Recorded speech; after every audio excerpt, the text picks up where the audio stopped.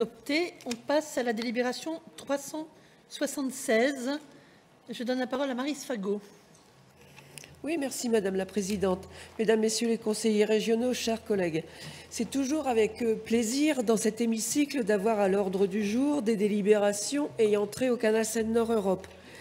C'est tout de même la démonstration que le canal avance, et plus encore que les grands projets d'infrastructure, des chantiers qui marqueront l'histoire, sont encore possibles dans la France du XXIe siècle, une France dont la vision à long terme semble de plus en plus étriquée. Nous l'avons dit à maintes reprises, et nous l'avons porté, le canal Seine-Nord Europe n'aura de sens qu'au travers de ses ports intérieurs.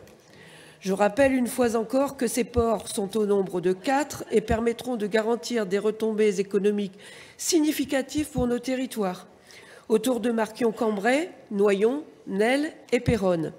Ces ports intérieurs bénéficieront aux principales filières utilisatrices du transport fluvial, céréales, agro-industrie, matériaux de construction et granulats, conteneurs, chimie et déchets, entre autres.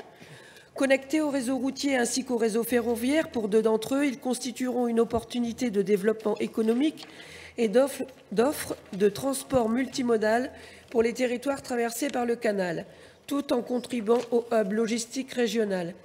Ils participeront également à la transition écologique du transport de marchandises en reportant une part importante de ce transport de la route vers le fluvial. Ce que nous allons voter aujourd'hui, c'est une convention relative au financement des études préliminaires pour la création d'une installation terminale embranchée sur Marquion-Cambrai. Dans ce cadre, j'étais notamment aux côtés de Franck Dersin le 7 mars dernier à Péronne pour une réunion de concertation sur le futur port intérieur, à Nesle également le 2 mars, et je suis personnellement ravie des perspectives économiques qui s'offrent pour mon territoire et les territoires voisins.